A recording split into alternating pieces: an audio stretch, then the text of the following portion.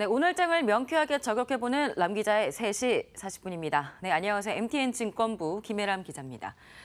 어제 삼성생명과 삼성화재가 시간외 대량 매매, 즉 블록딜 방식으로 보유 중이었던 삼성전자 주식 2,700만 주, 지분 0.45%를 매각한다고 밝혔습니다.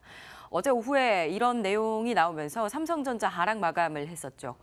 삼성그룹 지배구조와 관련된 이야기 오늘 짚고 넘어가지 않을 수가 없겠습니다.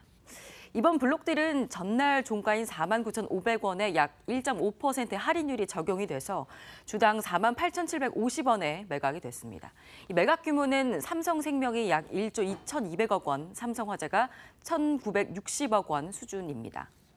이 삼성전자가 주주환원 정책으로 자사주 소각을 할 예정인데요. 이 때문에 삼성생명과 삼성화재, 즉 삼성그룹 내에 있는 금융계열사가 가진 삼성전자의 지분은 기존 9.72%에서 10.45%로 올라가게 됩니다. 이렇게 되면은 금산법의 10% 룰에 걸리게 되는데요. 이를 해소하기 위해서 미리 블록딜로 지분을 넘긴 겁니다. 금산법의 10% 룰이란 이 대기업 계열 금융회사들은 비금융 계열사 지분을 10% 넘게 보유할 수 없게 돼 있다는 걸 뜻합니다. 이번 블록딜을 통해서 이 자사주 소각 이후에도 삼성생명과 화재는 전자지분율 10% 미만으로 유지하게 됩니다. 삼성전자의 어제 낙폭 과대했다는 평가가 나왔는데요. 역시 오늘 장에서 상승 마감을 했습니다. 증권가에서는 삼성그룹의 지배구조 이슈에 따른 블록딜은 예정된 수순이었다는 게 중론이었습니다. 지배구조에 관한 일부 불확실성이 해소가 되면서 삼성전자와 삼성생명 모두 단기적으로는 주가에 긍정적인 영향을 미칠 것이다라는 이야기들이 나왔습니다. 하지만 중장기적으로 추가적인 삼성전자 지분 매각 가능성 언제든지 열려 있어서 불확실성이 있는 건 사실입니다. 보험업법 개정 이슈로 인해서 앞으로 이번 블록딜보다 약 15배가 많은 삼성전자 주식이 추가로 시장에 풀릴 수 있다는 문제가 가장 큰 불확실성입니다. 여권은 보험사가 계열사 주식을 보유한 자산의 3%까지만 보유하게 하는 보험업법 개정안을 발의한 상태입니다. 그런데 이 자산이 과거 장부가가 아니라 시장 가치를 평가하게 되는 것이 문제입니다. 삼성생명과 화재는 이번 주식 매각 이후에도 삼성전자 지분을 약 7.9%, 1.4%씩 보유하고 있는데요. 향후 이 3% 룰에 초과하는 삼성전자 주식을 처분한다면 각각 약 16조 6천억 원, 또 2조 원어치 주식을 추가로 매각을 해야 됩니다. 어제 블록딜 됐던 규모의 15배 정도죠. 대규모 오버행, 즉 대량 대기 매물에 대한 부담 이슈가 생기게 됩니다. 블록딜 참여자들은 시세보다 할인율을 적용해서 낮은 가격의 물량을 받아가죠. 어제 블록딜 주로 외국인 투자자들에게 인기가 많았었다라고 이렇게 알려졌는데요. 이들이 낮은 가격의 물량을 가져갔으니까 지금 시가보다 낮으니까 큰 부담 없이 시장에 매물을 대규모로 내놓으면 주가를 떨어뜨릴 수 있다 이런 겁니다. 증권가에서는 이 같은 블록딜 시장에서 예상하고 있는 것이고 또 회사 측에서도 장내 매각이나 과도한 오버행을 최소화하기 위해 노력 중이라는 점 그래도 고려해야 한다라고 보고 있습니다.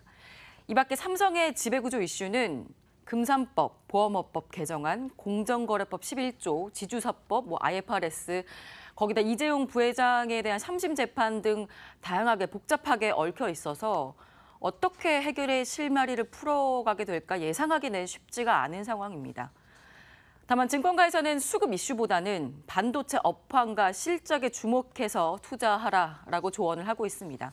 삼성전자처럼 외국이나 기관 등 외부 환경에 아주 크게 노출이 되어 있는 대형 종목의 경우 수급으로 인해서 주가가 완전히 부담이 가지진 않을 것이고 결국에는 실적 이슈가 가장 중요하다는 겁니다.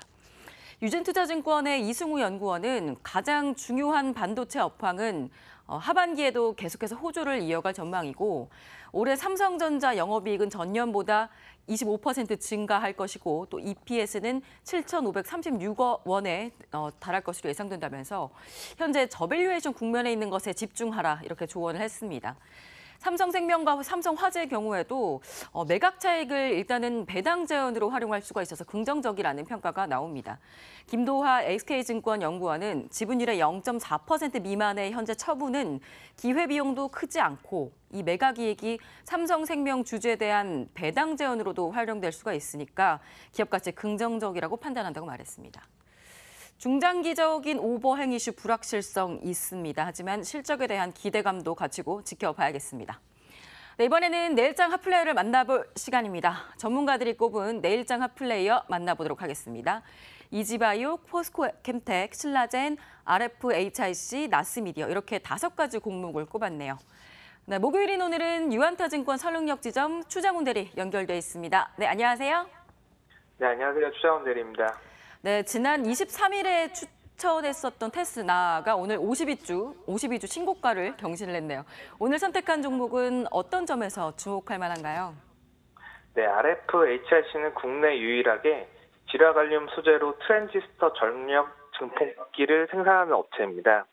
기존의 전력 증폭기에는 사용되는 실리콘 기반에서 지라갈륨 소재로 빠르게 지금 대체 중인데요. 당사의 매출 증가가 이에 있어서 기대가 커지고 있습니다. 5G로 넘어갈 경우 주파수대가 높아지는데 주파수가 높을수록 회절성이 약하고 전파 도달 거리가 짧아 고출력의 트랜지스터를 활용하는 것이 유리합니다. 이에 따라 당사의 지라갈륨 트랜지스터가 부각받을 것으로 예상됩니다.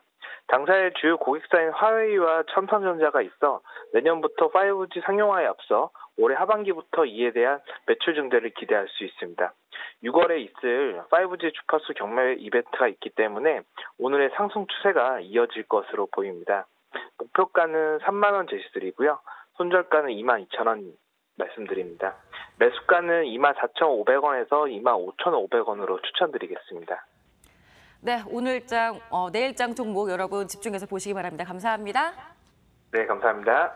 네, 이번에는 개장 전에 알았으면 좋았을걸 시간입니다. 오늘 삼성바이오로직스 3차 감리위원회가 열리고 있습니다.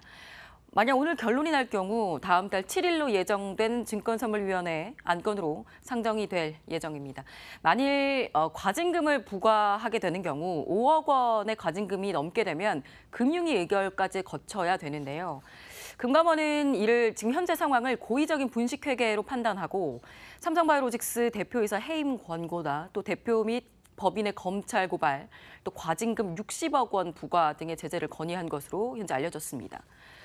대우조선 해양 때도 3번의 감리위가 열렸었던 만큼 오늘 밤에는 어떤 결과가 나오게 될 것으로 좀 예상이 되는데요.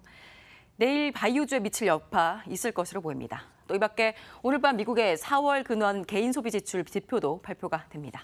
네, 지켜보시기 바랍니다. 네, 지금까지 남 기자의 속 시원한 3시 40분이었습니다.